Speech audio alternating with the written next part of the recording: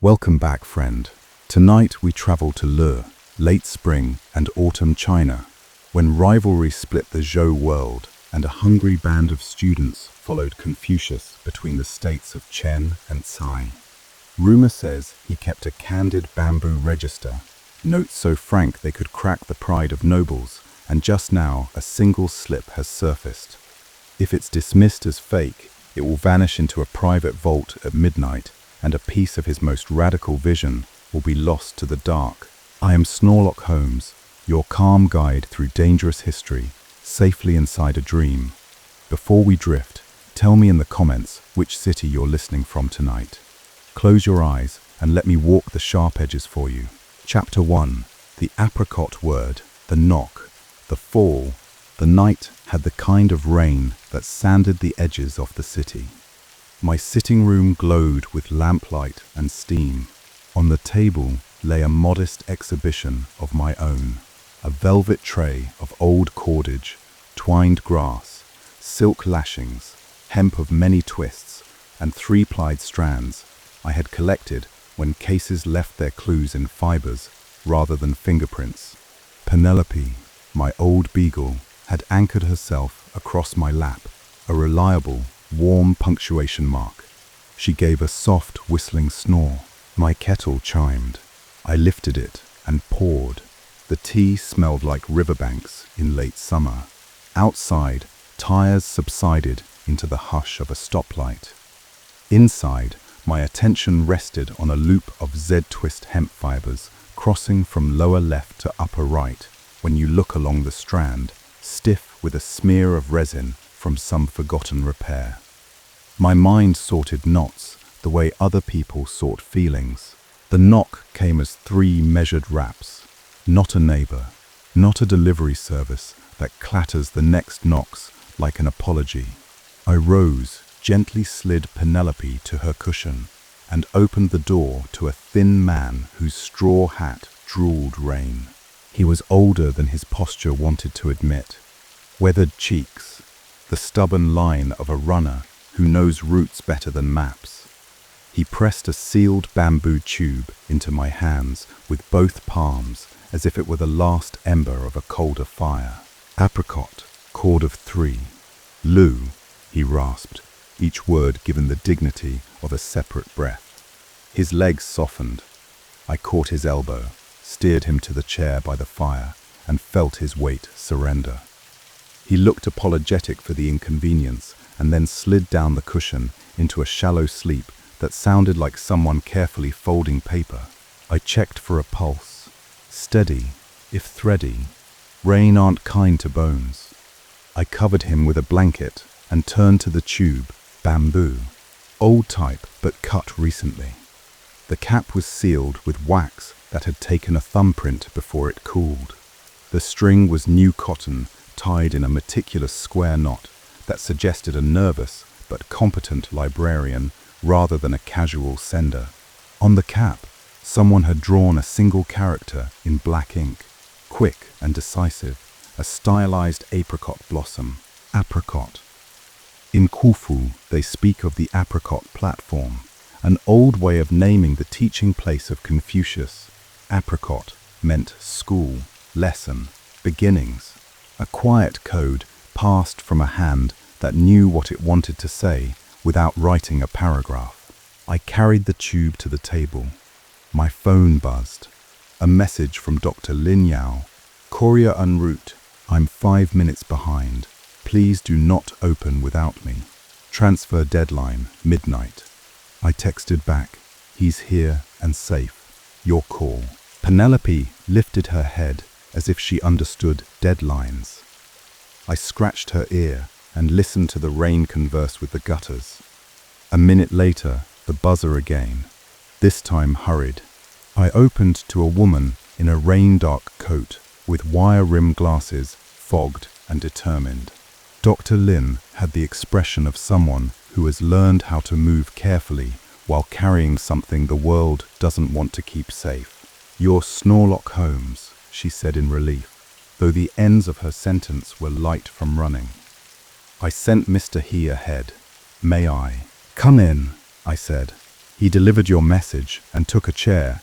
He'll be all right." She stepped in, glanced, softened at the sight of the sleeping courier, then set her satchel down and looked at the bamboo tube on my table as if it were a child at the edge of a busy road. "The apricot mark is mine," she said.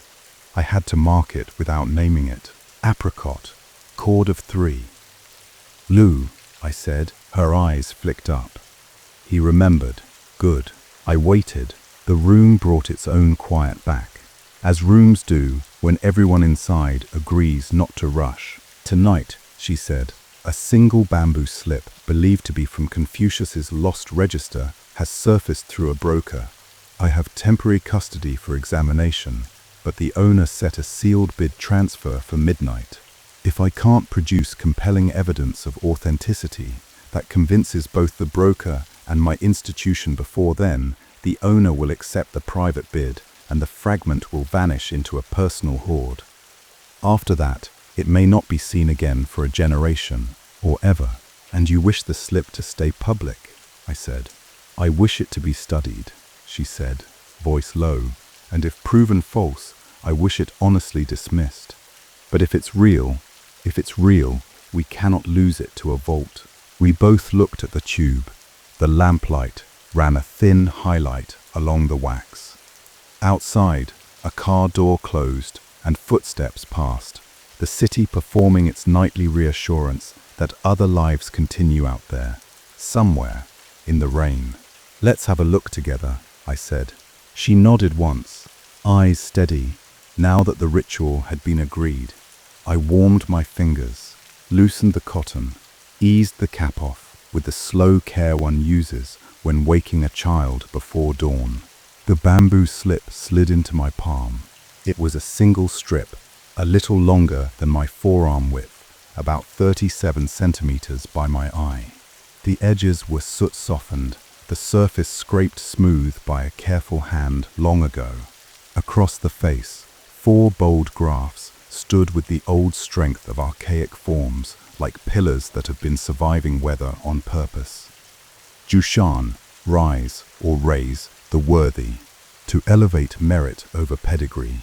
A short line of evaluative notes ran beneath in a hand that seemed plain and unsentimental, not a calligrapher's flourish, but a record-keeper's nerve.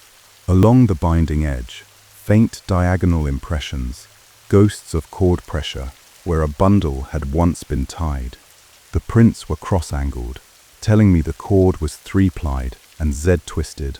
On the upper right, a shallow triangular notch, a quick indexing cut, the sort of practical sign you make so your fingers can find the right place in the dark. I held it a moment longer. The heat of my skin unlocked a thin exhalation from the bamboo. Not incense, not ash, the light breath of reed smoke, the kind you get from a small cooking fire near river reeds, raw and clean. Dr. Lin inhaled. "Do you smell it?" "Reeds," I said. "Not pine, not lacquer smoke. Reeds and a little resin." She relaxed half a breath. People who love texts lean on small confirmations the way mountaineers lean on a line anchored above them. We were still far from the summit, but the rope felt true. "We'll talk," I said, "but first, sit, warm your hands, tea is on." She obeyed the quiet authority of simple comforts, and then, as our cups shared their steam, she gave me the brief map I asked for. What it was, why it mattered, and how long we had before midnight made the decision for us.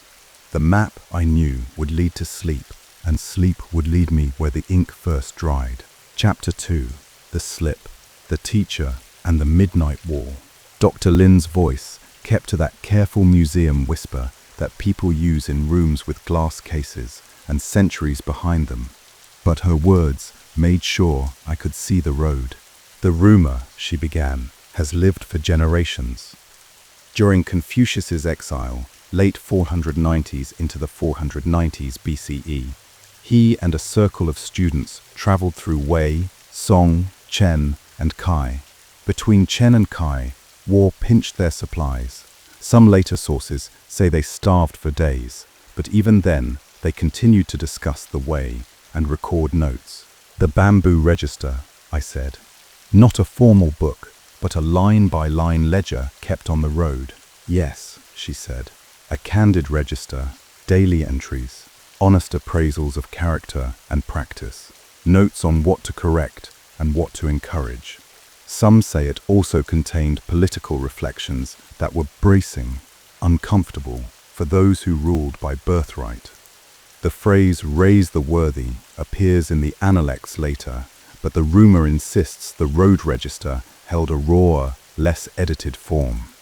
It said that when danger pressed, they hid or burned parts of it.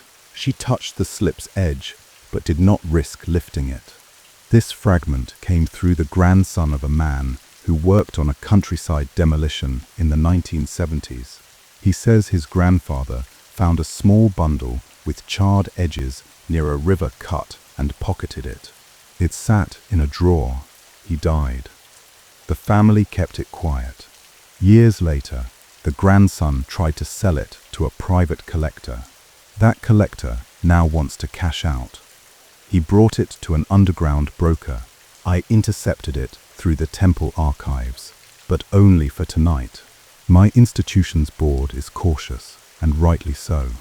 We all want to avoid a forgery, and yet, I said, if it's real, there is no time to lose. The deadline is a tool. The bid closes at midnight, she said. A sealed transfer. If we can present a strong case that it merits public custodianship and rigorous study, the broker may defer, or the owner may accept an equal bid from us under better terms. But we need evidence, not just hope, something that ties this slip to a specific context.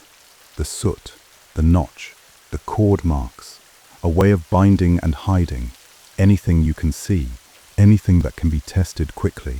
She looked at me with the anxiety of a guardian in a city of thieves. Not because she expected me to perform magic, but because she knew I would perform craft, which is rarer. I turned the slip to the lamplight. The characters themselves, early forms, she said, a bit more angular than later regular script, not as ancient as oracle bone, of course. This is late spring and autumn or early warring states hands, which fits. But clever forgers can mimic strokes. We need more than shapes. We need the habits around the text. The habits, I said, and let the word sit in the room like a stone dropped into a pond. Ripples touched the other objects, the cordage on my tray, the kettle, the rain, the sleeping courier, Penelope's steady warmth. I built the habit world of this slip in my mind. We spoke of Confucius plainly, so the listener inside my own head, the one I always speak to when I tell a case, could follow even while sleepy. Confucius was a teacher from Lu, who opened his school to anyone who was earnest, not just nobles. He taught the 6 arts, ritual and music, to tune behavior, archery and chariot skills, to discipline the body and courage, writing and mathematics, to sharpen the mind.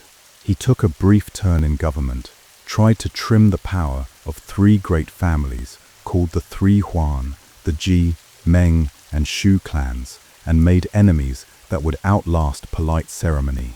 He left Lu and walked. Between Chen and Cai, Dr. Lin said, they were cut off by war and went hungry. Later records say they were reduced to extreme weakness. Even then, they kept their composure. Yan Hui, the favorite disciple, stayed cheerful. Others despaired. Confucius used that hardship to teach. He practiced the way, even while it hurt. And a register, I said. If you run a traveling school, you carry your ledger. You note who struggles. You write what lesson to give whom. You keep a list of lines you want to try out in a hall someday, when a good ruler finally listens. She nodded. Some passages in the Analects seem edited, curated from a larger body of notes we no longer have. Excavated bamboo texts from other sites show how many layers can form over time. This slip, if it's part of that road ledger, would show the candid layer. Before refinement, Before the disciples smoothed their teacher into a portable saint, I angled the slip again. The soot at the ends had that soft, granular feel that reed fires give. A pine fire leaves a different soot, sharp and oily. Reed soot is spongier, as if it remembers water. The cord marks, I said quietly. You see the faint diagonal impressions along the binding edge? She leaned in. Yes, 3-plied, zoo twist.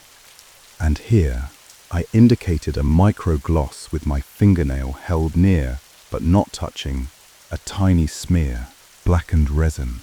Probably pine resin used as a cushioning dab to keep cord from biting into bamboo when tied tight. And the notch, she said. I've seen notches that dealers cut to make a piece look old.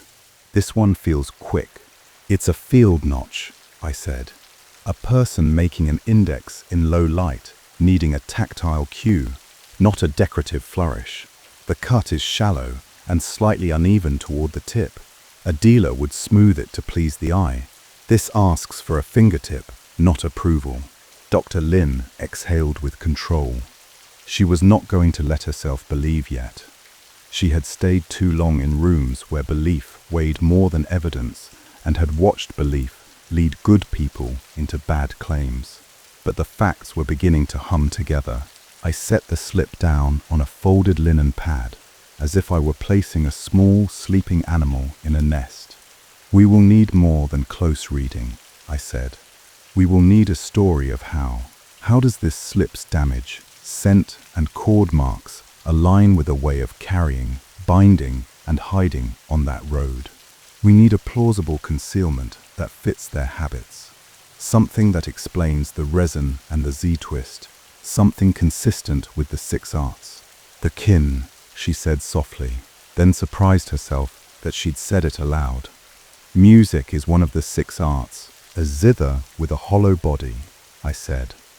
Thin soundboard, bridge, strings.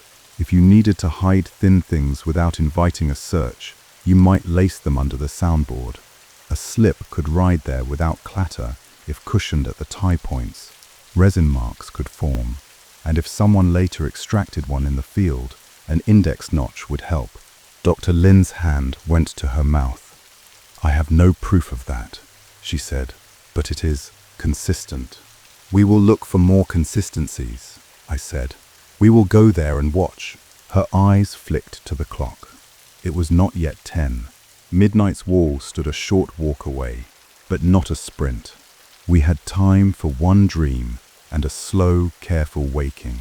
Snorelock, she said, more formally now, as if she were commissioning a portrait. Will you take the case? I will, I said. Leave the slip here with me for the hour. I'll carry 3 anchors into sleep.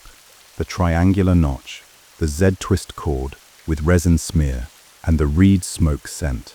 When I return, I'll give you not only a story, but the kind of observations an archivist and a broker both respect.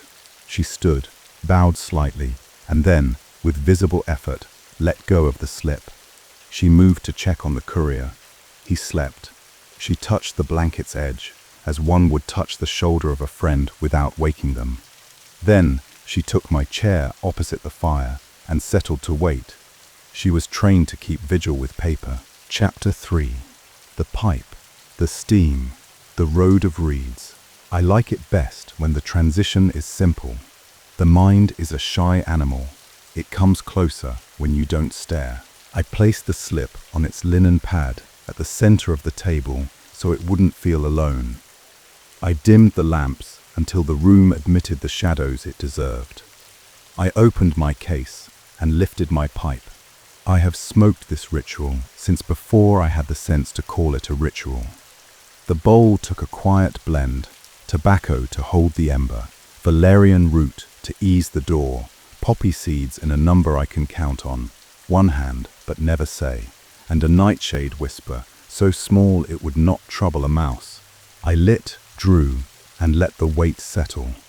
The smoke was not a wall, it was a curtain thinning in the middle.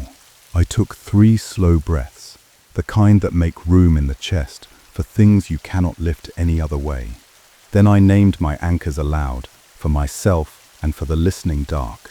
Triangular notch, 3-plied Z-twist cord with resin, reed smoke scent. I set my forefinger on the notch's edge, then the pad of my thumb where the cord impressions hid their diagonal shadows, then lifted the slip to my face and breathed the reed's ghost from its surface. The kettle whispered, steam rose and curled. The rain tapped the frame of the window like the practiced fingers of a musician finding time. I closed my eyes. The arm of my chair changed shape. It turned from a polished wooden curve into the worn rail of a cart scarred by a life of roads. The kettle's whisper emptied into a dry wind, combing reeds until they spoke in 1,000 small voices. The tea's steam cooled and lengthened into river mist. The room's warmth thinned to the mild cold of a dusk that has forgotten dinner. Under my hand, the rail had splinters. Somewhere close by, sandals shifted on packed dirt with that soft scrape that says a person is conserving all their strength for walking and all their pride for whatever comes next. I opened my eyes into the color of old straw. We were between Chen and Cai. The track lay rutted like the memory of wheels. The air tasted faintly of ash. A small fire sat inside a ring of stones and gave off hardly any smoke, the way a fire behaves when its builders know men with torches are not far behind. Cloaks were patched, not as a fashion, but as a fact. A chin lay silent on a wrapped bundle, its strings loosened a little to spare them from thirst and temperature. There were men in the circle, not many, all thin in the way people get when the problem is not taste but supply. One looked up. He had a calm that hunger hadn't bought from him. He went to a small jar, poured water into a cup, and carried it to me without hawk-like attention or surprise. He simply recognized a stranger who had arrived already tired. "Traveler," he said softly, offering the cup. "The road here shares its dust freely." "Thank you," I said. My voice attracted no attention because there was no attention left to spare. He was not what songs call handsome, but his eyes had depth like clear water in a shaded basin. Yan Hui, the student the records call the favorite. Some presences refuse disguise. I drank. The water held the taste of reeds and the memory of a jar that had been emptied and filled too many times to count. Beyond the low hill, the road bent toward a deeper dusk. Far off, where the land flattened, a pinprick of torchlight moved like a firefly that makes rules. "Visitors," I said, "men who count others' words." Yan Hui answered very gently. "We have rearranged what can be seen to make sure nothing that should not be taken will be taken out of season." The keen sat with the poise of a teacher who had decided the lesson would continue even if the roof was missing. The wrapped bundle under it was not large. Students shifted to make room for my quiet. I sat on the cart rail and let the sound of reeds tell me their news. The fire gave off reed smoke and very little else. Someone had softened the cord that held a pack's lid with tiny beads of resin to stop the creak. A piece of 3-plied Z-twist hemp dangled from the cart's axle where a man had tied something in haste a few miles back and then cut it when the wheels stuck and patience ran out. The end was frayed. At the fray's root, a dot of resin sat like a black star. I closed my hand around the rail, breathed once, and felt the case arrive like a boat whose hull has finally bumped the dock. I have learned not to press the moment. The evidence will tell you when it is ready to be named.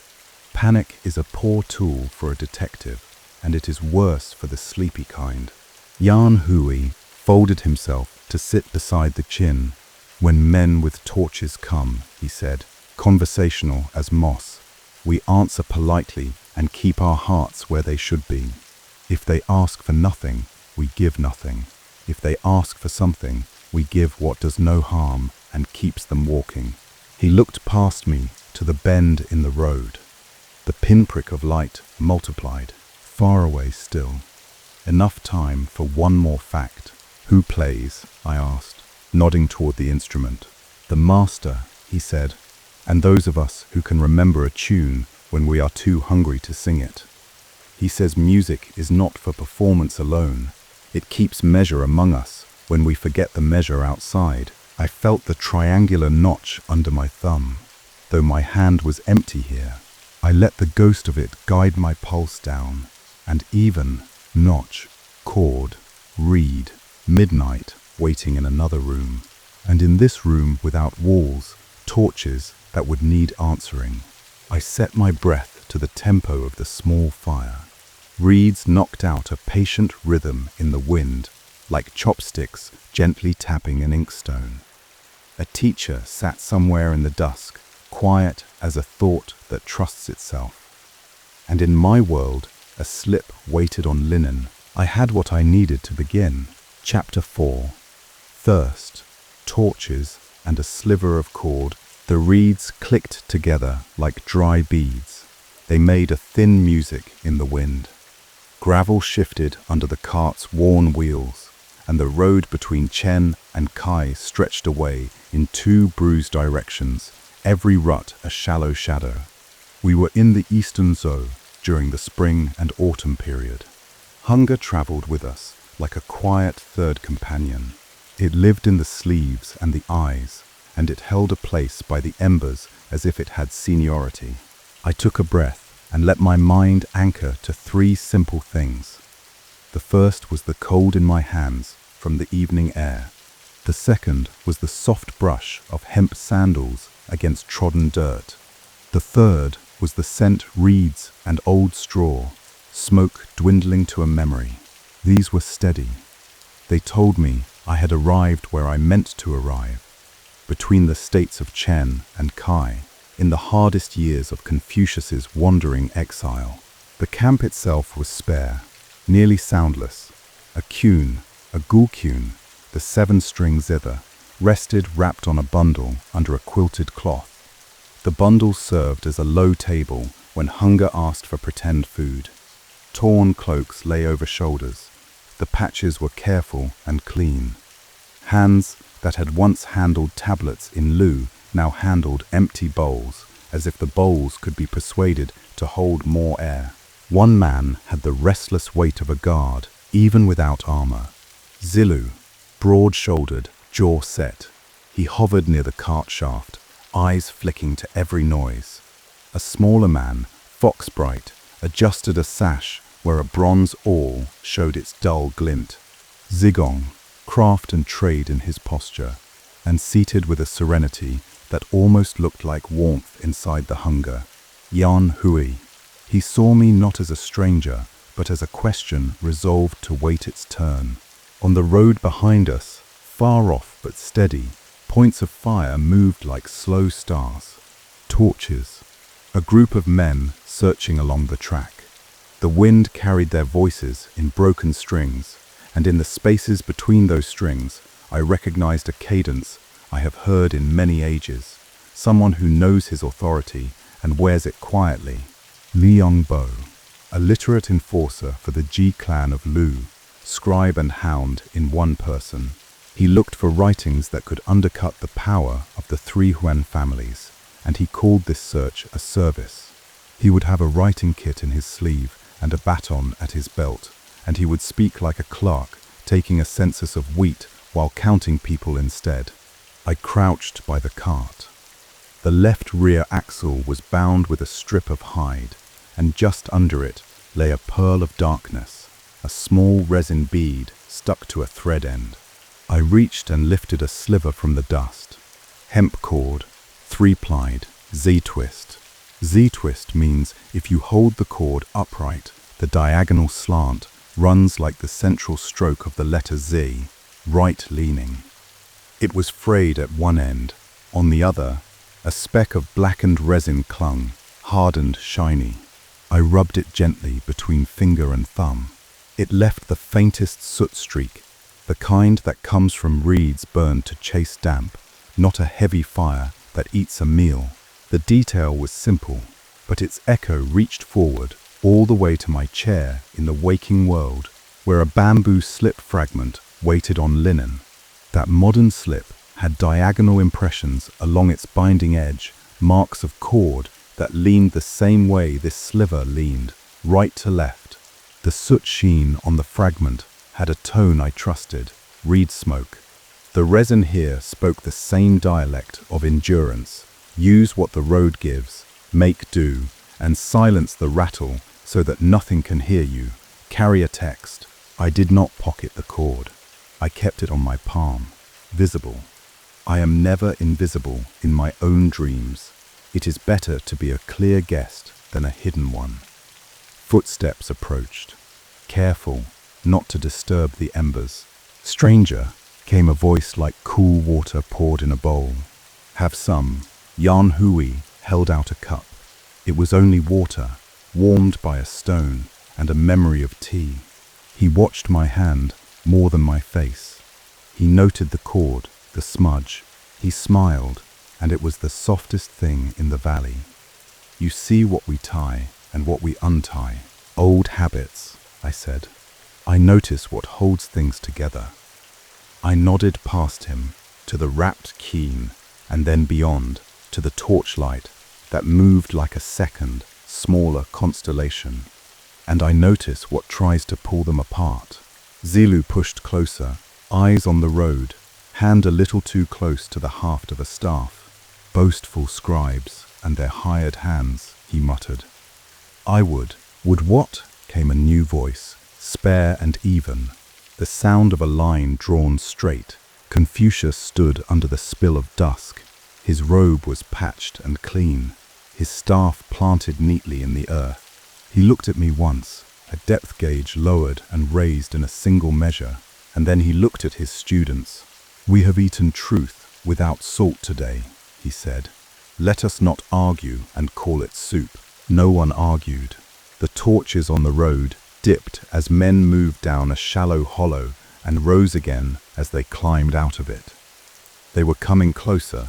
I leaned back against the cart, feeling the grain of wood through my coat. The wood was smooth where hands had gripped it 1,000 times. The cart and the cord and the reed smoke made a small triangle of certainty in a wide field of danger. Li Sheng Bo, I said softly, mostly to myself, but not hiding the name. Jai Clan scribe, he takes what words he pleases and calls it law. Zigong's mouth tipped with wry respect. You are educated, he said, or very lucky. He glanced at the cord in my hand. You see our knots. Can you also see how long until those torches become our business? Before dawn, I answered, but not before the middle watch. I scanned the distant line of wagons the torches were moving through. They were methodical. They spent time on each, and they marked something down for their clerk. They are making a list, I said, and lists like to make themselves longer. Yan Hui's eyes shifted to the wrapped bundle beside the chin.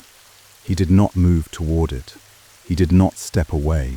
He simply looked at it the way one looks at a friend who might be asked to run.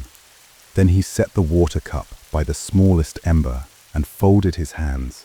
Between Chen and Cai, he said, names can be more dangerous than swords. Confucius nodded once, the way a teacher nods when a student speaks a line he will remember later. Then we will use names to protect, not to expose, he said. He glanced at me again. Stranger, you are quiet in your looking. Be quiet also in your helping. I will, I said. I am a light sleeper who dreams with both eyes open. I came to keep a small thing from being lost. Zilu snorted. We are not small. No, I agreed gently. You are not. But sometimes the smallest things move the biggest stones. I lifted the sliver of Z-twist cord so they could see the resin shine when it caught the last light. This, for instance, it can say where a string was tied. It can say which way it leaned. It can say whether a hidden thing will rattle when a keen is played. and sometimes that is enough to keep a road safe through dawn. Confucius's mouth warmed with the ghost of a smile. He turned to the road and then back to his students. "Sleep if you can," he said. "Listen if you must." I tucked the cord sliver under a small stone by the cartwheel. No hiding, just not asking for trouble. The torches crept nearer, the reeds clicked. Hunger sat down and closed its eyes for a little while, still present, simply waiting its turn to be noticed again. The first clue lay where I wanted it, a thread from the future sewn into the old night. Chapter 5, in which we meet Yan Hui and a half of bronze. Night settled like a lid fitting a jar. The heat of the day bled away, and the earth remembered that it had been stone long before it had been road. The stars were clear, patient things, and if you listened long enough, the silence became a habit rather than a burden. I took that habit into my breath and sat near the cart shaft, an arm's length from the faint glow that used to be a fire. The quune under its wrap seemed to breathe with the people, wood and skin in the same rhythm. Yan Hui came to sit with me without ceremony. He did not fill the silence with talk, and I respected him for it. After a time he spoke, the way a cup releases a thin line of water when tipped just enough. "You called the scribe by his name," he said. "Lingbol, yes. You know our enemies. Do you also know our friends?" "I hope to," I said. I tipped my head to the kin. "I know your teacher is better than the hunger looks, and that you yourself can sit without asking for comfort. Those are the marks of a friend in a long night." He smiled. "I have a little comfort," he said, and he reached up to the strip of cloth that bound his hair. From beneath it, he slid a small object into his palm. He cupped it so the starlight would not flash on its edge. Then he set it between us. A sign lay gently on the ground. It was half a ring, bronze, a tally tag. On the flat face, a stamped emblem of the Ji clan, the kind of mark households used to tag stores, cows, and people's obligations. It was broken clean, a controlled snap where a hole would have let a cord through. "I found it yesterday," Yan Hui said, "in the ashes of the last place we camped. It was not there when we left, but it was there when we were forced to return for a fallen staff after we had walked a dozen paces. Someone had searched our embers, someone suited to keep records. I think they left in haste when we turned back." He drew his hand away and let the half-ring rest free. "If the other half appears in Liang Bo's sleeve, then the chain from last night to this one can be proved. A chain of unlawful search." I nodded. The Jai clan did not hide their ownership symbols. Law, for them, was something a strong hand could engrave on anything softer. A tally cut in half can be a seal for shared responsibility or a secret token that proves a prior agreement. A broken tally can also be a story with two tellers. That was what Yan Hui offered me, a narrative that, if completed, could shame a scribe into retreat. "In our age," Yan Hui said quietly, "ownership of writings tastes like ownership of voices. In another age, will it be different? In the one I came from," I said, "the taste is still on the tongue, but we are learning to spit it out." He accepted that with a small bow of the head. He reached again into his headband lining and drew out something else, a short, charred bamboo sliver with the ghost of a stroke across it. Calligraphy seared away to shadow. "We had a little firewood," he said. "It was not enough to cook. We fed the fire other things to make it behave. A few slips were damaged." He carried no self-pity in his tone, just a ledger-like notice of what the day had cost. "We have a rough register," he went on, "not a grand doctrine, just honest notes. The master dislikes self-flattery and stories polished until they shine false. He wanted a way to measure our progress without lying to ourselves." "A candid book," I said. I kept my voice low and even. "Who spoke? Who listened? who learned, who endangered, who offered help before anyone had to ask. Where reform could start if someone finally handed him a key to a city gate. Yan Hui's eyes warmed. Yes, he said, not for the court, for us. I have seen the master write only a few words in it. He asked others to add what they saw when he did not see. He told Zigong to keep it neat. He told me to keep it fair. He told Zilu to keep it safe, which means to keep it away from Zilu when his blood runs too hot. From the darkness near the cart came a soft snort that could have been a suppressed laugh. Zilu, listening, even he smiled at the accuracy. He did not interrupt. What does the register say? I asked. If I must guess, it says a short line about raising the worthy. I used the phrase plainly, Jushan, that a state should select men by skill and character, not by birth and clan name. Yan Hui did not startle. It says that, he admitted, but without adornment. 4 characters as if set like 4 steps, and then a line cut remind us not to grow arrogant. It adds a small wish that if the world were sensible, old texts would be guiding ropes, not cages. He paused. There are other lines. The register is honest about our tempers. I am praised for enduring hunger without complaint, which embarrasses me. Zilu is scolded for wanting to strike too soon, and praised for rising first when there is danger. Zigong is warned to make his cleverness serve the way, not himself. The master writes what our friends would be too polite to say, and he signs with no flourish. He says, "This is for the winter. It is not yet a public spring." The torchlight on the road brightened by a finger's width. The men had come down the nearer slope. "Why keep such a register?" I asked, "when it can get you killed?" "Because no one grows without a mirror," he said. "We carry the mirror in the open until it draws a blade.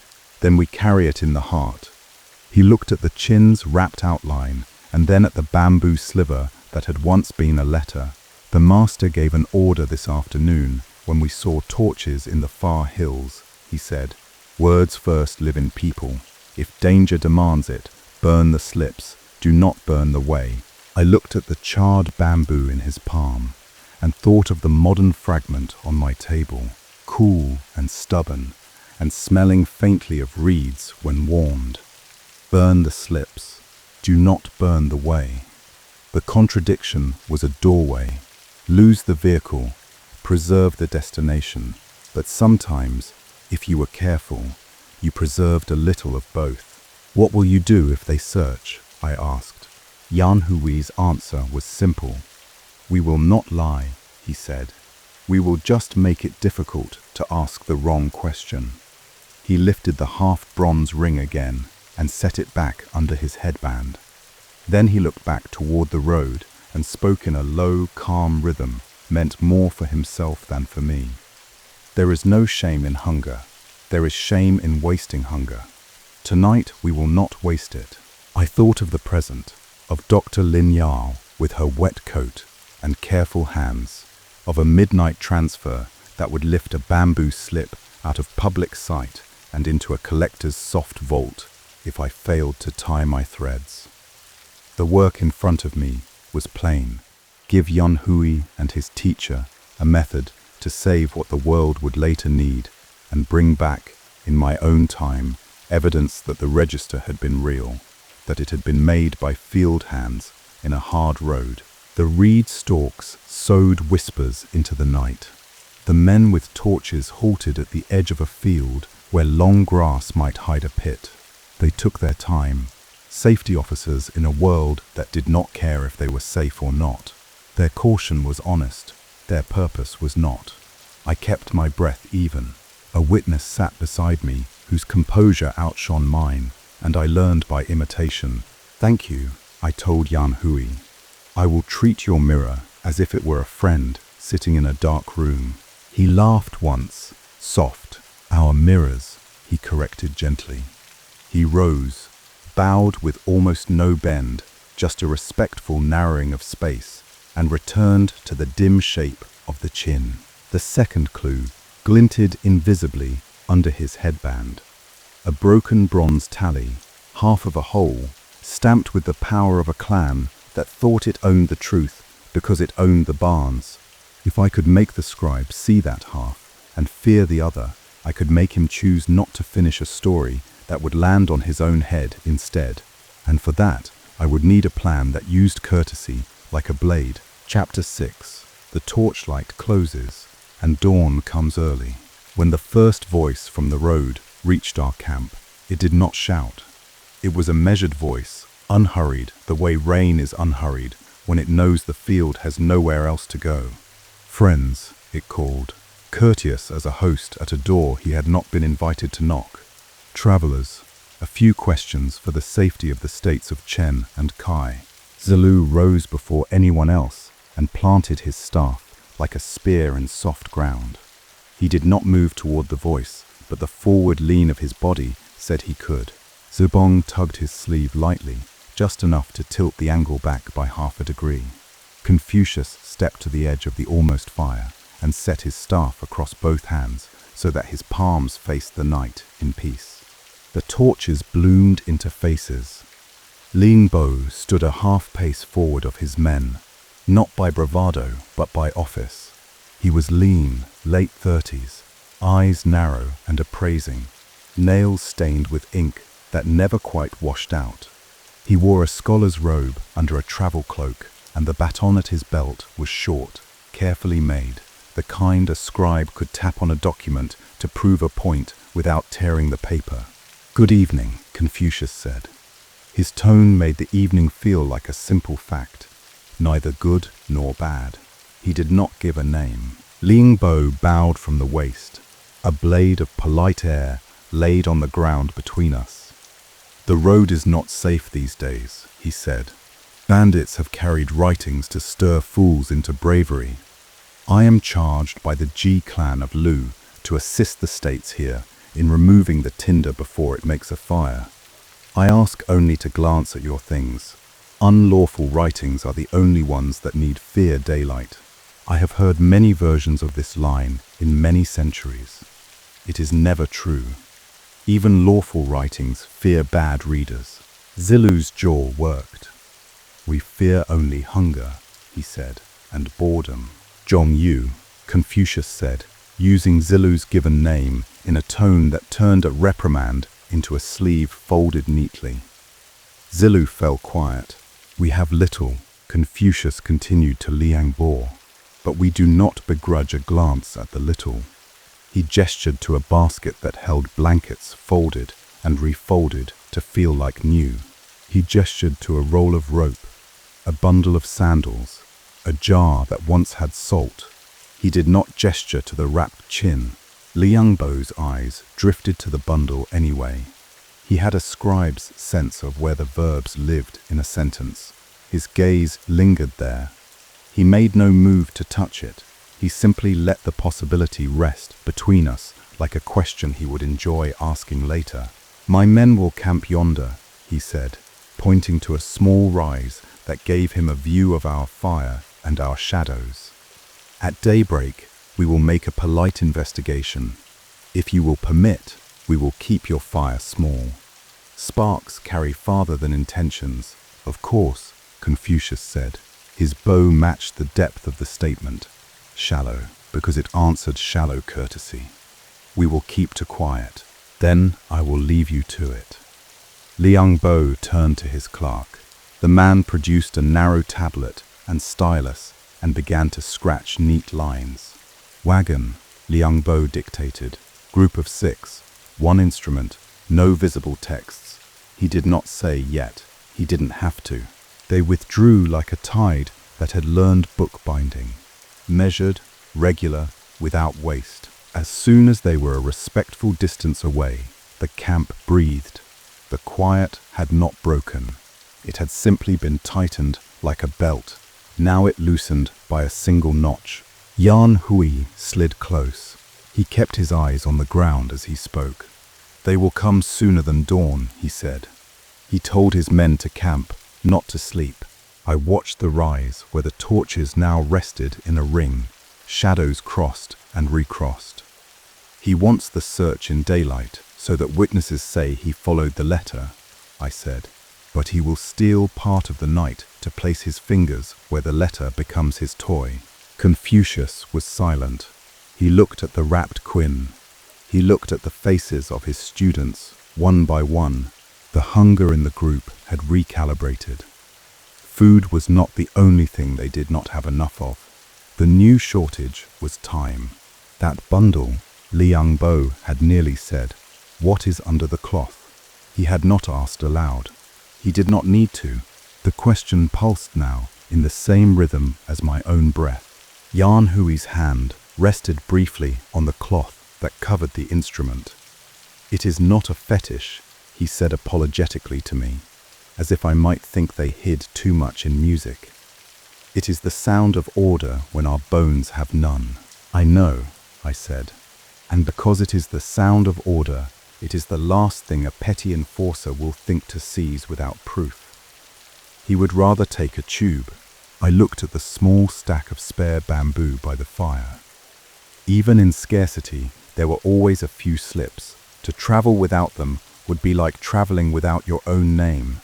Yan Hui's eyes moved back to me, steady, and in that steady look, he let the door open. "We have a rough register," he said again, so that the fact could be named in my presence and woven into a plan. "It has lines in my hand, lines in Zigongs, a few in the Masters. It says the idea you named, that we could raise the worthy and teach the willing without asking a lineage diagram. There are other things in there that would embarrass powerful men, not insults, descriptions. Our teacher says names must be correct. If a powerful man abuses power, the correct name is not noble, it is danger." The confession came with no drama. It came like a stone at the bottom of clear water. Heavy, still, obvious once your eyes adjusted. "Then you must hide the stone," I said, "but not in the place where men sift for stones." I let my eyes return to the chin. In that moment, the plan arrived. Not as a flash, but as recognition. The cord in my palm earlier had primed the thought. The resin had made it stick. "Zigong," I said softly. He inclined his head, quick, interested. "Yes, you can loosen a bridge without harming it," I said. "Tie a thing under a top and keep it from buzzing." I tapped the air at the spot where, in my memory, a future fragment showed pressure lines along its edge. Under the soundboard, a small knot cushioned with resin so it doesn't rattle when you play a harmonic. 3-plied cord. Z-twist. Leaning the way my hand leans now, it will leave a diagonal kiss along the bamboo's side. The sort of mark a sleepy detective will be able to see 2.5 millennia from tonight. His eyes brightened. He touched the awl at his sash like a musician easing a string half a semitone down. "I could tie 3, he said. "1 with words, 2 blank. If a man insists on cutting, he may cut the wrong one." Yan Hui nodded. His mouth softened in relief that did not yet dare to be full relief. "A triangular notch," he offered, "at the top. Small. It will let a finger find the true one in the dark." "Yes," I said. "Field made. Quick. Not a dealer's trick later. It will tell me what I need to know when I wake." Confucius listened as if he were judging a poem for balance. He looked from one of us to the other, and then he placed his staff lightly on the ground. "Names shape actions," he said. "Right now, the correct name for this is not deceit. It is care. Care for students, care for a way of teaching that belongs to any person who can bring a piece of dried meat and a sincere heart. If we must give a tube to satisfy a hunger not our own, we will give a tube filled with verses the world would be better for hearing." Zilu lifted his chin. "I will plant that tube where they will search," he said, "and I will lay ash just so. So the story they want is the story they find." He looked like a man about to enjoy something. Then he caught himself and smiled with his teeth closed, a rare restraint settling on him like an extra cloak. Quietly, he added. Yan Hui turned to the wrapped instrument. We will need to play at dawn, he said, to show there is nothing strange inside it.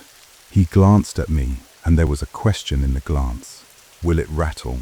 Will the trick betray itself by the faintest buzz? It will not, I said. The resin will cradle the knot, and the place you tie will be near the sound post, where vibration is honest and big enough to hide a small hitch. Play a harmonic in the 7th position. It will float clean.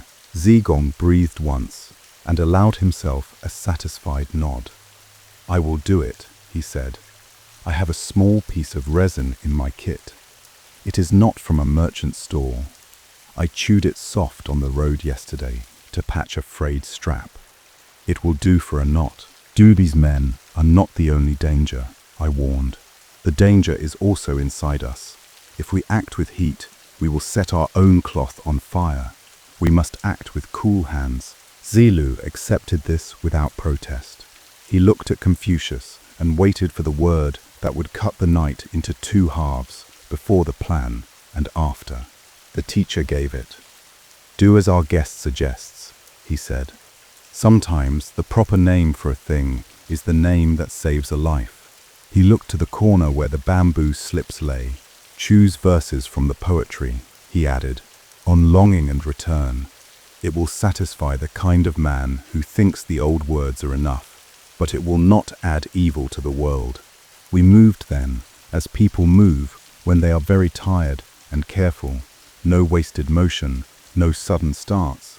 The men on the rise laughed at something we did not give them. We gave ourselves to work. The deadline had moved up. Li Zhenbo wanted to search at dawn, but his curiosity would not sleep until then. His shadow lay across the hours before the sun. We would finish our hiding before the moon leaned too far west, and then we would wait with the patience of the very hungry, for whom every hour is already a long one. Chapter 7. Under the cart, over the river, and through the clues. I stepped to the far side of the cart and let its wheel be my wall. The wood smelled like old journeys and the oil of many hands. There was a rock there, flat enough to sit on without chasing the warmth from my bones all at once. I sat, pressed my palm to the stone to borrow its steadiness, and made a list out loud, low enough that only I could hear it. When danger rises, I make lists. They are better than panic. Panic is loud and stupid. Lists are quiet and faithful. Clue 1, I murmured. Shoe twist, hemp cord, 3-plied, resin bead stuck to a frayed end, found by the left rear axle. Smears soot like reed smoke, not oak or pine. The cord would leave a diagonal impression if it held a slip against wood for long and traveled with it over distance. I let my mind hold the modern slip for a moment, the one warm under my hands in another room, another time. I saw the faint cord impressions along the binding edge, leaning the same way as the slivers twist. I smelled the reed scent when the slip warmed. That kind of smell does not come from a dealer's brazier in a spotless shop. It comes from a night like this one, when a teacher refuses to let cold write the story. Clue 2, I continued. Half a bronze tally with the G stamp, found in the ashes of a previous camp. Not ours when we left, ours when we returned. Implies a search, hurried, embarrassed by discovery. If the other half is on Beau's person, we have proof of a chain of unauthorized action. He will avoid scandal if given a clean way out. I could hear the men on the rise shift in their round. A cough, a joke, the sound of a stick pushed into a small fire and then withdrawn, the smell of someone else's stew. Thin as gossip. Context, I said beneath my breath. Eastern Joel, spring and autumn. The world is a broken plate, gripped by too many hands. In Lu, the 3 Huan families, notably the Ji, collected power like taxes. Confucius served as director of corrections, tried to move walls, and took offense from the nobles, like a man takes a blow and stays standing. Now he walks. He teaches in the open. He opens learning to the lowborn who can carry a dried meat gift. That idea alone is a wedge under the boulder. I ran the line of reasoning forward like a string through beads. If a dangerous text exists, I said softly, Lingbo wants it. He recognizes it, not because it says something in pretty words, but because it speaks plain. Raise the worthy. It is a broom stated as a law. He knows a broom when he sees one. It cleans his patron's seat of the dust that looks like pedigree. The plan we had begun to form fit the facts like a lid on a jar. But before I returned to the others, I pressed for any seams where air might leak. Could the slip have been written later? I asked myself. In a safer city, by a bored scribe who wanted to sell a story. I checked the two signs I trusted most in an age without screens. Wear patterns and purpose. Wear diagonal pressure lines on a modern fragment consistent with a cord tie under a resonant surface. Resin smudge that does not belong to neat desk work. Soot commingled with reed scent, not incense, a shallow triangular notch that looks like it was cut by someone in a hurry with a dull tool, not by a dealer with a knife and time. Purpose, I went on. A candid register not meant for court. Honest notes that would embarrass a blowhard more than they would inflame a riot. A blueprint tucked inside a living school, music on top of text, the way as a layered thing. That is how a teacher moves his curriculum through a hostile landscape. It is not how a forger imagines heroics at a desk. In my mind, I drew a simple diagram. The queen as a rectangle, its top a taut board, its underside with 2 or 3 sound holes like eyes in a sleeping face. Beneath the top, near the bridge, a small recess where a cord could nestle and not vibrate. Slip under board, cord around a small peg or through a drilled channel, not cushioned with resin. Triangular notch at the top of the slip so a knowing finger can locate the edge and tug. 2 blanks above or below it to fool a quick cut. Because the cord was Z-twist, I whispered, the diagonal ghost on the slip will lean right, like this. I drew the lean on my palm with my fingertip. Therefore, when I wake, I will check the present fragment again. If its impression leans left, I will have to doubt. If it leans right, I will trust more. And if I smell reeds again, I will know the road between Chen and Cai is still inside the bamboo. I let the deduction settle like silt in water. The picture cleared. I ran a small recap to myself, the way I would recap for a friend half asleep in a chair. We are between Chen and Cai in the spring and autumn period. Confucius's group is starving but collected. The Ji clan sends Liang Bo to confiscate subversive writings. Clue 1. A 3-plied Z-twist hemp cord with resin and reed soot by the cart axle, same signature as on the modern slip. Clue 2. A broken Ji clan bronze tally found in old embers, implying illegal search by Bo's men. The danger is clear and immediate. A dawn inspection, maybe earlier. The needed action is to hide the honest register where a scribe won't think to look, inside an instrument that is part of the 6 arts, the guqin. Store 1 true slip and 2 decoys or blanks beneath the top. Tie with Z-twist, cushion with resin, add a small triangular index notch. Prepare a decoy tube filled with harmless poems for Bo to take as proof of his duty. Use the broken tally as a threat of scandal to make him back away without face loss. The rhythm of the plan slowed my heart. This is something danger does to me. It makes me precise. Panic is a poor tool for a detective. I took one long breath, the kind that feels like stepping across a narrow stream onto a flat stone. Then I stood and circled back to the others. Zigong was already at work by lamplight, so faint it was more idea than flame. He had unwrapped the chim with reverence. like a man unfolding a letter from a long friend. The instrument's lacquer had worn to a soft mat where hands had caressed it in old songs. He set his awl beside a small wedge stick and a folded scrap of linen. The resin in his palm had warmed from his skin enough to yield without cracking. Yan Hui took up a bamboo slip. He measured its length against the instrument, not with string or ruler, but with the sense a craftsman has for space. He shaved the end lightly to smooth a splinter. Then he wrapped the top edge with his thumbnail and marked a small V with a charcoal point where the notch would be cut. He did not cut yet. He waited for me to nod. I did. Cut shallow, I said. Notch just enough to feel with a thumb. Too deep, and someone suspicious will ask why it is there.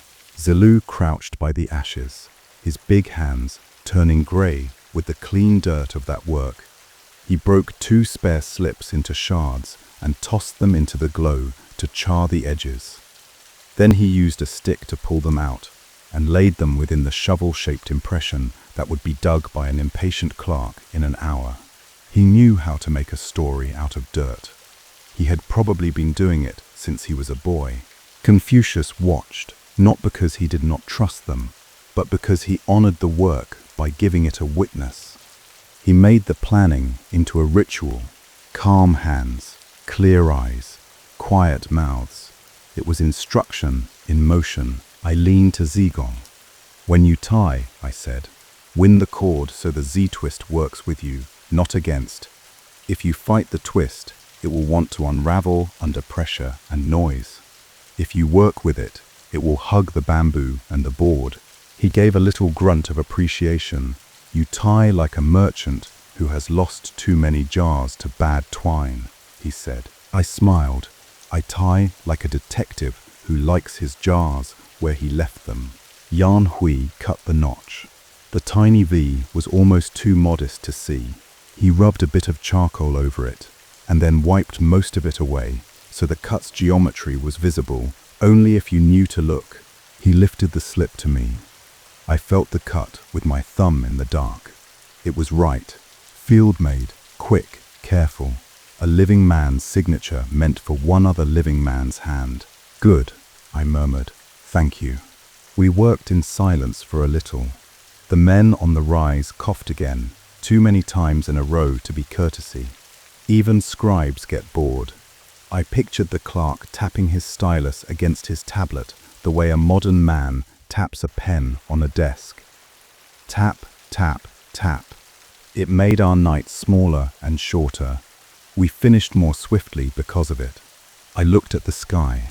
The arc of stars told me what my watch at home would tell with numbers. We had the time for one more measure of thought before we laid our pieces and waited for the enemy to make his move. Once Bo sees the decoy tube, I said softly to the group, he will still look at the bundle. He is not a fool. He will want to ask about the chin. Let him ask. We will answer with the only language men like him hear when they forget the way demonstration. Yan Hui breathed out. We will play. Yes, I said. A clear harmonic, 7th position. No rattle. Then give him a choice. Take a tube of safe poems and go tell his masters he saved the world from old songs, or stay here and force an accusation that will tangle him in jurisdiction and cause. Offer him the broken tally half as a gift. Let him imagine the other half in the sleeve of his rival. He will choose to save face. Confucius nodded once. We will make it easy for him to pretend he did his work, he said. That is a kind of charity. It keeps worse men from doing worse things. The plan was set. It was simple enough to hold even in hunger and delicate enough to fold into music. Across the road, a fox barked at nothing and everything. The reeds sounded like pages turning in a book that did not care who read it. I lifted my head and listened to the night, one last time as a detective. Then I let the night be what it wanted to be, something to shelter us until things could be named again in the morning. Chapter 8. Strings, knots, and a gentle ruse. Zigong rolled the instrument onto a folded cloth and slid the small wedge stick under the bridge. He did it with the care you use for a sleeping child's wrist when you want to move it without waking the child. He did not rush. The wedge lifted the bridge a finger width. Under the reveal, there was space enough for a slip to ride, slim like a reed. He softened the resin between his fingers and mixed it with a little dust until it lost its shine. Then he rolled a pea-sized cushion and pressed it over the place where the cord would not. He used his oar to make a tiny pilot in the wood's edge, not a hole through, only a dimple that would give the knot a home. "Now," he said, voice low, "the true one." Yan Hui placed the slip with the triangular notch in his palm. He paused for a heartbeat, then turned it so the notch knew where the sky was and where the earth was. He whispered, "Forgive the secrecy," as if speaking to the way itself. Then he handed the slip to Zigong. Zigong threaded the Z-twist cord around the slip's binding side and eased the strip under the lifted top. He worked the cord into the dimple, tied a compact knot, and pressed the resin cushion gently so it domed like a small hill. The slip settled as if the instrument had grown a new, very thin bone. It did not flex when he breathed on it. It did not speak. That was ideal. Hidden things that announce themselves are badly hidden things. Next came two blanks. Their surfaces were clean and bare, bamboo with only the memory of sap in the grain. He nested them above and below the true slip, spacing so that a clumsy hand would cut the wrong one if speed made it careless. He tied them with lighter cord, enough to hold but not enough to resist a sharp tug. I took the cord sliver I had found by the axle and pressed it, not into the instrument, but into my memory again. Three-plied, Z-twist, resin on the end, reed soot on my finger. These were my becomes, and therefores, the words that tie one fact to another. Because the cord is Z-twist, the diagonal impressions on the modern slip lean right. Therefore, the modern slip likely rode under a board tied with a Z cord. Because the resin on the cord is blackened, the knot was cushioned near smoke. Therefore, the slip lived near a small reed fire, like this one. Because the slip carries a shallow triangular notch, cut quick, it likely served as an index in the field. Therefore, a student's thumb, Yan Hui's or another's, learned to find it in the dark. I let the chains settle. It clicked in my mind like a latch. Zigong removed the wedge and lowered the bridge back into its contact point. The instrument exhaled a tiny "good," he said. He rewound the knot tails neatly and wiped his thumb on the cloth. Yan Hui took the decoy tube next. It was a simple bamboo cylinder sealed with a palm fiber cord. He slid out a few slips and wrote in a hand that was both beautiful and practical. Verses from the book of poetry, the Shaijing. He chose lines about distance and return, longing mixed with discipline. I pluck the reed, the heart plucks me, he wrote, a sentiment that fit this road and any other. He wrote the characters plainly, no ornaments for a collector's delight, only legibility for a clerk's relief. He slid the slips into the tube and tied the cord with a visible, easy knot. The knot said, "Open me," to a man with authority to do so. "Zilu," I said, "place ash just off center in the firebed. Leave the decoy tube half buried, as if an anxious novice had hidden it badly. Make it plausible, not theatrical." He grinned without showing it. "I can make stupid look honest," he said. He did it well. He scraped a shallow hollow with the side of his hand, set the tube so that its end peaked like a lost idea, then covered it with a light veil of ash and 2 charred shards of bamboo for seasoning. A clerk in a hurry would find it. A scribe looking for fate would think fate had helped him. Either way, it would be found. "Good," I said. "Now, the tally." Yan Hui lifted the half-bronze ring from his headband and weighed it. It looked small but dense, like a debt. He held it out to me. I shook my head. "You keep it," I said. But when Bo returns, I will ask you for it in front of him. Then I will give it to him as if I were giving him back his own face. He will understand what it means. He will carry it away to prove to himself that he is still a clean man. Confucius's mouth tilted. You lead a thief to the bowl and let him place it back on the shelf, he said. I let him believe he placed it there, I answered. Belief is powerful when tied to the twin cords of fear and vanity. He fears scandal. He prizes face. He will tie himself to the outcome we need if we feed those two cords at once. We were ready. The instrument rested again under its wrap.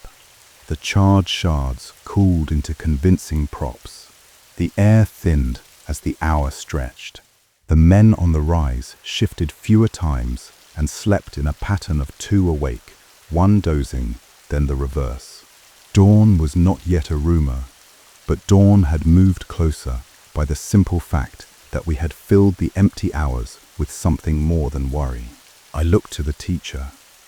When they come, I said softly, I will speak first, if it pleases you. I will speak not as a courtier, but as someone the road puts in the way. I will call Bo by his name, and then by his office. I will show him the decoy and the tally. Then I will make him listen to music. Music puts a mirror in front of a man's face. If he likes what he sees, he will spare the mirror for now. Confucius inclined his head. It was not a bow to me. It was a nod to the way. Let things be called what they are. You may speak, he said, but speak as if the one you address is not your enemy. Enemies grow stronger when named too soon. If he must bear that name, let it be his choice. I will be sparing, I said, and precise. Yan Hui rested his palm on the wrapped chin, just where the true slip lay under the board. If he felt the faintest hump of resin beneath, he did not show it. His hands sat there as if resting on a friend's shoulder, light and grateful. Zilu sat with his back to the cartwheel and closed his eyes, breathing like a man who could fall asleep on a battlefield and wake at the first click of a bowstring. Zigong cleaned his oar, not because it needed it, but because a clean tool is a calm mind. We had a plan, and it was good enough. In a better world, we wouldn't need it. But in a better world, good plans are still honored for being good. That is one of the ways you can tell the world is better. The night leaned into its last stretch. The stars made small corrections to their positions. A single bird tested its throat and then decided to wait. I settled myself where I could stand quickly and see the men on the rise. My heart was steady. The only sound I noticed was the light push of wind through reeds and the small, nearly hidden comfort that comes when a string is tuned just to the note it was meant to sound. We were one breath away from the moment when courtesy would meet cunning and decide between them which would be kinder to the morning. Dawn was a thin thread on the rim of the world, pale and cool, and I stood still so you could rest while I carried the edge for both of us. Chapter 9. Harmonics at Daybreak. The sky between Chen and Cai lightened by slow degrees, as if someone were wiping ash from a slate. The night's chill held on to the reeds, and our small camp breathed in quiet unison. I felt the weight of the chin in my hands, a long-bodied zither whose strings remembered the touch of order even when hunger bent the back and emptied the belly. Liangbo was on the road again, his torches drawing near, his men stepping with the rhythm of search and seizure that I recognized from so many other dangerous mornings in history. I did not raise my voice. I waited until the first torch burned a notch in the mist, and then I nodded once to Zigong, who stood next to the cart as if only guarding a bowl and a bundle. Liang Bo arrived like a verdict spoken softly, the ink stains on his nails catching a smear of light as he lifted a hand in greeting. "We meet again before the roosters decide what's lawful," he said, tone polite enough that the words brushed rather than pushed. "The Jai clan thanks the master for his patience. Today we will complete a minor matter. He didn't look at Confucius first. He looked at the cloth-wrapped tube Zilu had laid in plain view on a flat stone next to the embers. Zilu stood with his jaw tight, a man who had chosen not to clench a fist because the master had told him not to. Confucius moved a step and inclined his head, respectful and watchful, saying only, "We are travelers. Ask what you must, but ask it properly." The decoy rested under Liang Bo's gaze like bait that also happened to be true. He gestured, and one of his men seized the tube. A wax seal cracked, and reed scent and old ink joined the air. Liang Bo unrolled the slips, his eyes narrowing as he tracked lines of characters not worth a clan's wrath. Verses from the book of poetry, well copied and unremarkable. He let out a small, regretful breath that wasn't regret and turned his attention to the larger bundle under the cart, the wrapped chin. "And that," he said, "holds what?" I lifted it with both hands, feeling the familiar balance. "An instrument, nothing more," I answered. "It is one of the 6 arts, as you know. Ritual requires music to keep pride from becoming noise." My voice stayed low and even, the way a steady current avoids eddies. Liang Bo nodded as though we agreed, and then tilted his head. "Instruments can be hollow," he observed. "Hollows can host unlawful things." Zagong moved his sleeve almost imperceptibly, a signal we had agreed upon when the night was at its deepest and the cold was its gentlest. The 3 slips were tied beneath the soundboard with 3-plied cord, resin cushioning the knots so nothing would buzz. The genuine slip carried a slim triangular notch at the top edge, no wider than a fingernail's tip, notched by Yan Hui with a hand that never trembled even when there wasn't enough rice for the day.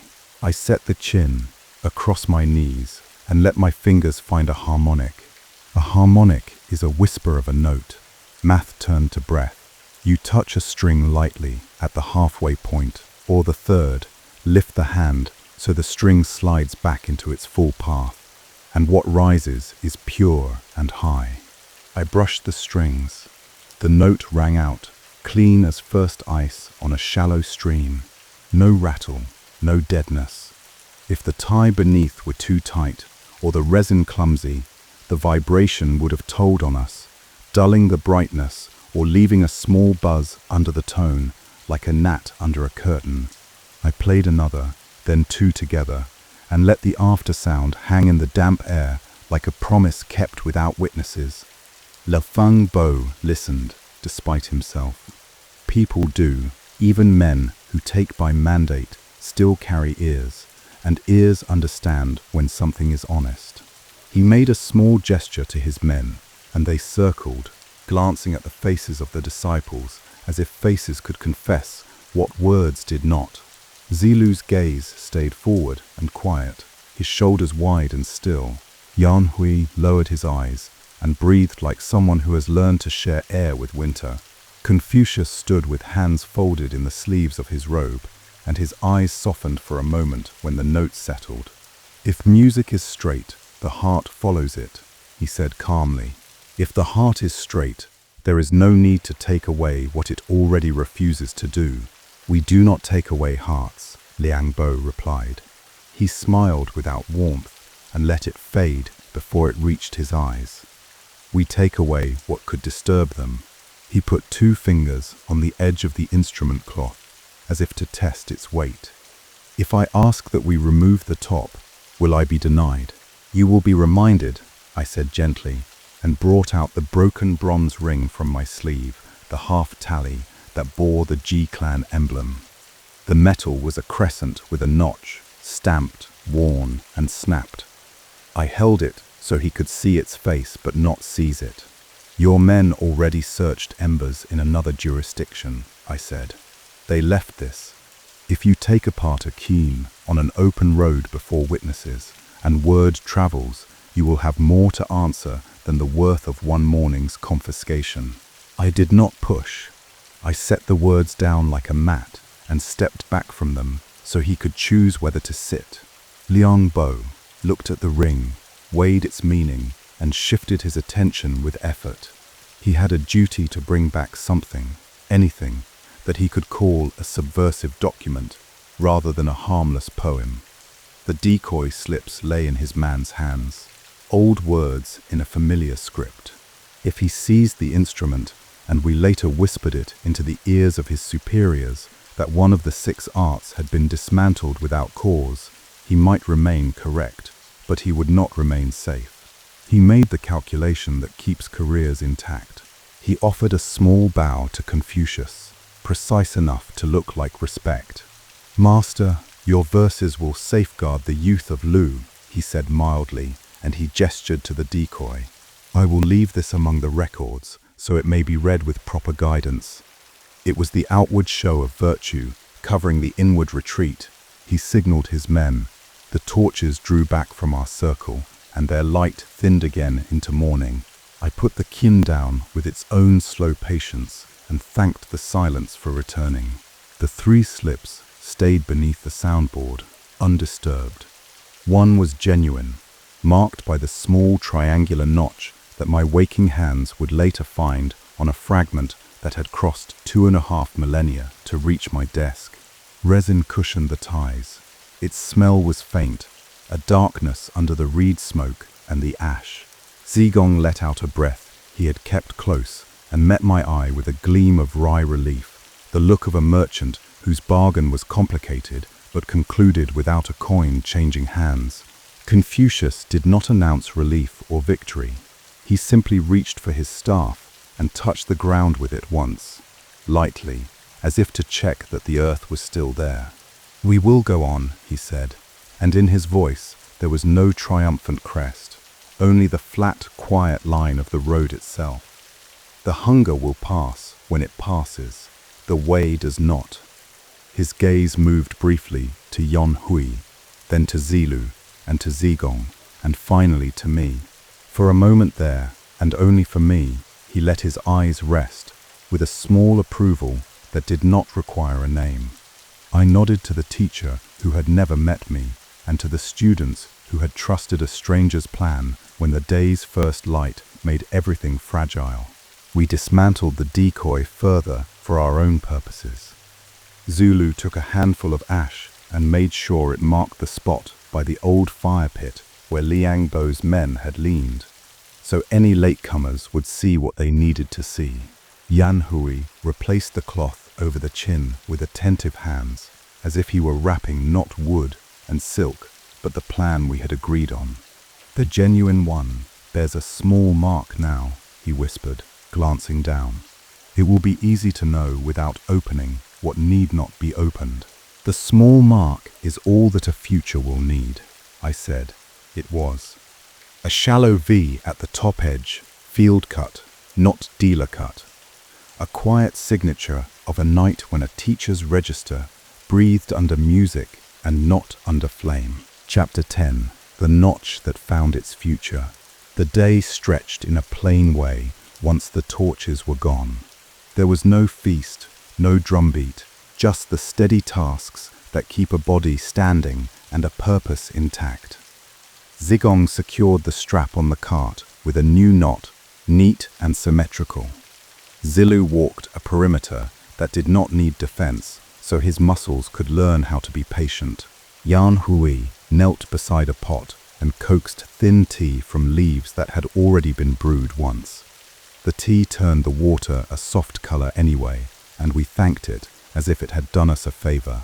I sat near the cart's worn rail and let my breath slow with the camp. The sun was weak and honest as it washed the ruts with a little light. Confucius lowered himself onto a flat stone beside me, not as a sage, not as anything grand, just as a man who had been walking for a long time and still had a long way to go. He looked at the kin and laid 2 fingers on the cloth, as if assessing the tension of the day. "Music," he said, "tunes the heart to hear. A brain can lie to itself more easily than a string can." "Then let the strings hold it," I answered. Bamboo slips are an apology for memory, but they are also a promise. When it is not yet time to read, They should practice being silent. He tilted his head, amused by the phrasing, but content to let it pass. He was a man used to answers that did not need to win applause to be correct.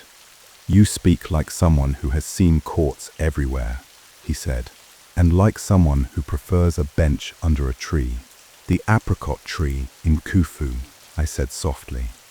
"Someday people will point to where you taught, as if pointing could move a shadow back to where it began. The teaching will take the shape of the place." The corner of his mouth moved, not with pride, but with recognition.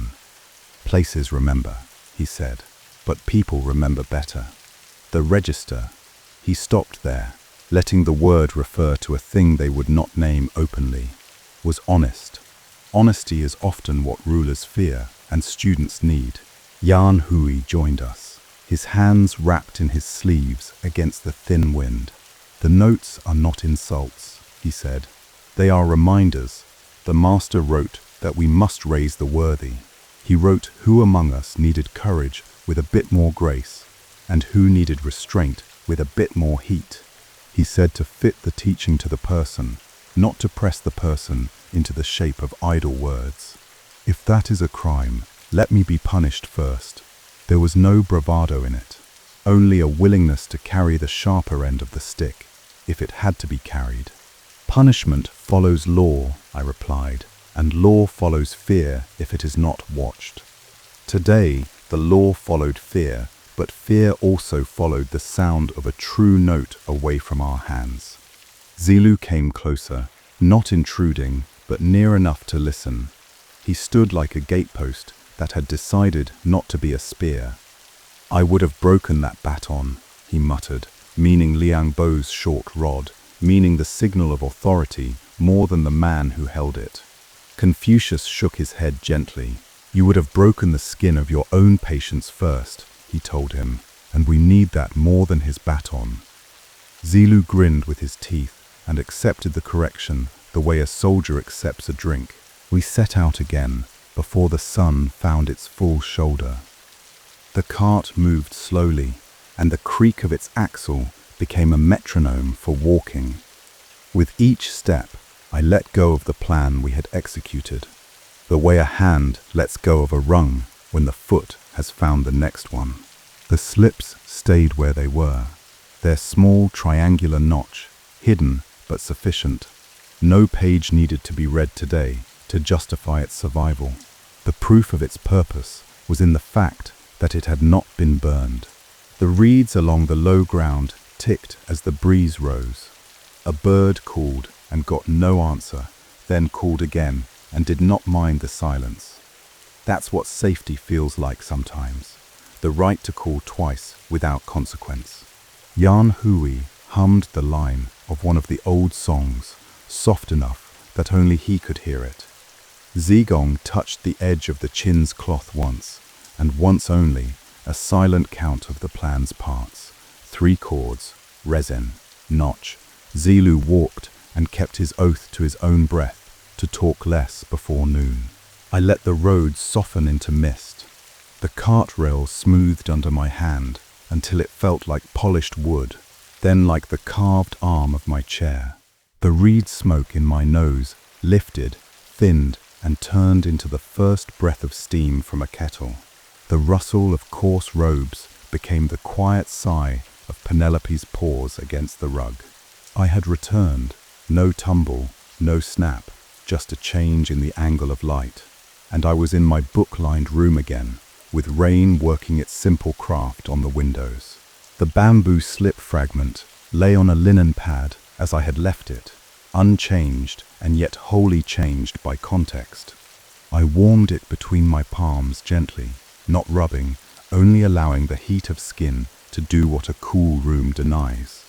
The scent came up like a memory that wasn't mine. Reed smoke, not pine. The difference clear once you know to look for it. In this fragment, the upper edge bore the slim triangular notch, shallow and quick, the sort of indexing cut you'd make in the field by the light of a poor fire. Under magnification, my small lens lifted to the desk lamp. I saw a faint resin stain near the binding side and the lightest pressure line where cord would have kissed the surface beneath a soundboard. The cord impressions were diagonal, Z-twist, 3 strands, the same signature that had clung to the cart axle in my dream. I documented everything with the precision that calms bad situations. I typed slowly so each assertion could stand without leaning on wishful thought. Observed triangular index notch, shallow V, tool marks consistent with quick field cut rather than later dealer recarving. Edges show soot normalization rather than showroom polishing, I wrote. Observed cord impressions at binding edge, Z twist 3-ply, angle consistent with binding beneath Quin soundboard, resin fluorescence under low angle light consistent with natural resins used as damping agent, olfactory, reed smoke note distinctive to lowland fuel, typical of Chen and Cai region. I added the historical fit, mobile concealment within a ritual instrument aligns with the 6 arts, the documented practice of maintaining music and ritual even in hardship. Before midnight, I sent the affidavit to Dr. Lin Yao along with clear photographs. The fragment's features are internally coherent and historically plausible, my note read. The notch morphology, cord pattern, resin trace, and soot chemistry together suggest a field-made register slip hidden under a quin during the Chen and Cai hunger years. I did not claim certainty that could not be claimed. I gave her enough to stop a sale and start a proper test.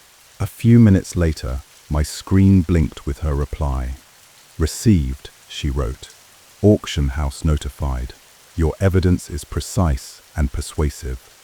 They've agreed to pause the transfer pending public review. Thank you. Apricot holds. I smiled at the word, apricot held, and with it the chance that something honest about a teacher and his students would not be lost to a vault. The rain took the lead then. The clock on the mantel softened its tick until it became part of the weather's own rhythm. Penelope lifted her head, yawned so wide I could almost hear a small note in the back of her throat. And then she lowered her chin onto my shoe with the commitment of sleep that only an old friend can achieve without effort. I set the slip back into its tube with careful hands and placed the tube in its box, so wood met wood and a small story could wait to be read. The room was safe, and so were you. Rain moved across the city like a brush washing old ink out of a stone.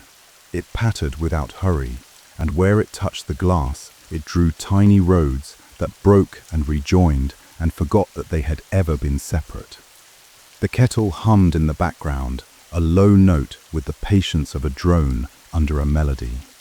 It rose and fell, then settled, a kind of breathing the room did on its own, while you borrowed it for your rest. I sat back and let my spine be a straight line that belonged more to the chair than to me. The world was reduced to simple shapes, squares of books on shelves, a circle of lamplight on wood, a long rectangle of window where the weather revised itself. Those shapes do not ask you to solve them. They do not hide daggers. They hold what they hold and give what they give, which tonight is only quiet. In the mind's distance, I saw apricot blossoms in Qufu, pale petals on dark twigs, and the way a courtyard gathers sound and makes it soft. Students would sit on low stools, feet flat, knees apart for balance, brushes tapping gently on inkstones, tap, tap, then a glide across bamboo or silk. The teacher's voice would not rise, it would set the pace. The breeze would take a turn through the leaves and come back wearing the smell of earth and river and the faint, sweet dust of pollen. None of it urgent, all of it essential. You can rest in that mental courtyard. The benches are simple and firm. The air is easy in your nose and in your throat. And when you swallow, your throat moves without effort. Your jaw unclenches, the way Zilu unclenched his hands and let duty become patience. Your eyelids learn the language of slowness and practice it without embarrassment. Breathing is a quiet conversation between your chest and the room, in, out, and the tiny pause at the turn that is the most forgiving silence you will meet all night. Out by the reeds of another age, water moves like silk folded by an attentive hand. The reeds nod because wind asks them to. Somewhere a string is plucked once and left to fade all the way out. No rush to find the next note because the previous one deserves its full life. That is how sleep works when it is kind. One thought is allowed to complete itself and dissolve, another does not press in, and all that remains is a soft sense of going on. You might hear, if you listen without effort, the sound of brushes on bamboo, the marks that say raise the worthy and teach the person before you, not the person in your head. These sounds do not call you to act. They call you to trust that some work is being done quietly on your behalf. The rain is doing some of it, making the air clean. The clock is doing some of it, marking time so you do not have to. I am doing a little of it, staying awake enough to carry the last edges while you drift beyond them. The room has its own small weather. Somewhere warm, a kettle breathes. Somewhere low, a dog dreams and flicks an ear and returns to dreaming. Somewhere above, a roof agrees to have the rain, so you do not need to consider it. And in your own body, the soles of your feet let go. The calves invite the floor to hold the final tension. The thighs sag with relief because no one is asking them to stand. Your hands find a pose that does not require fingers to be ready. Your mouth falls into the shape of content without you deciding to smile. There are lanterns on a river in my memory. They float away, wobble once when the current catches a small stone, then steady and go. Each carries a worry that does not belong on your pillow. Each leaves the bank because someone touched it with 2 steady fingers and gave it permission. They go around a bend. The bend is kind. It hides them so you do not have to count whether you made enough. You always make enough. Under the apricot tree, a teacher lifts his hand and lets it fall. A class ends. No one rushes. People gather up their brushes, wrap them, bow to the place because the place helped. The tree does not care about exams. It knows when to leaf and when to sleep. And it trusts those times. You can borrow that trust. Your breath is a leaf that stays, a leaf that stays, a leaf that stays, and then when the branch is ready, it turns and lets go, and the ground receives it without a sound. Now the window is just a darker rectangle. The rain still works, but you do not need to follow it. You can close your eyes all the way if they are not already closed. The weight of the day runs out along the floor and slips under the door and goes down the stairs like water. What is left is you and the warm shape you make and the safe place around it. Good night, dear friend. I will keep the watch. You can sleep.